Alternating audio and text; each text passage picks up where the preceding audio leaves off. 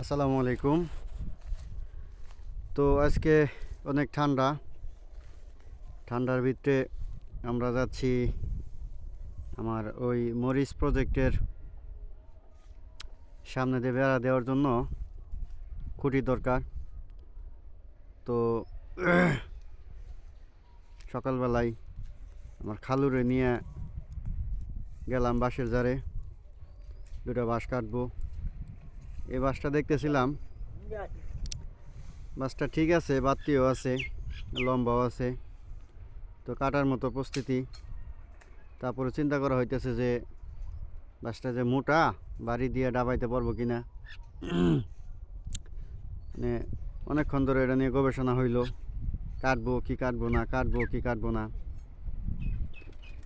তো এরকম করতে করতে খুব দিব ভাব, এরকম একটা সবাই মনস্থ করা হইলো যে না, এটা চলবে না, এটা হবে না, এটা মোটা হবে অন্য একটা। ওরা ওই যে দেখতেছেন ওই চিকন বাঁশটা মাঝখান থেকে কাটা হইতেছে, কাটা প্রায় শেষ। তো খালু কাটতেছে চিপের ভিতরে, কাটার পরে আমি টান দিলাম, টান দিয়ে এটা বাইর করলাম। বাইর করার পর এই যে দেখতেছেন, এটা কিন্তু একটা গুরুস্থান, কবরস্থান। তো এখানে আগে অনেক যাতায়াত হইতো। তো এই কবরস্থানের সাথে যে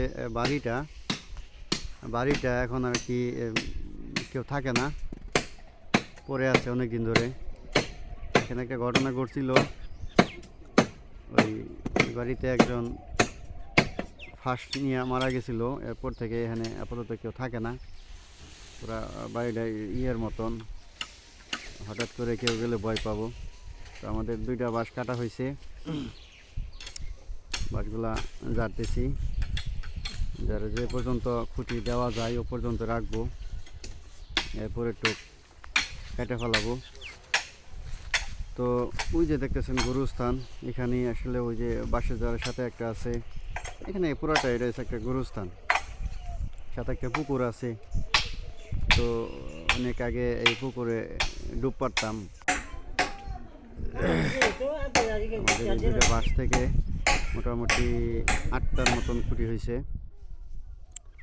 খুঁটিগুলা এক সাইড থেকে সমান করে বাড়ি দেওয়ার জন্য আরেক সাইড দিয়ে চোখা করা হয়েছে, চোখা করে যাতে ডাবাইতে পারি। যদিও শীতের দিন, মাটি একটু শক্ত, তারপরও আলহামদুলিল্লাহ 7-8টা, আর আগের ছিল 3টা, 11টা খুঁটি দেওয়া হয়েছে। 11টা খুঁটি নিয়ে 12টার মতো খুঁটি করা হয়েছে।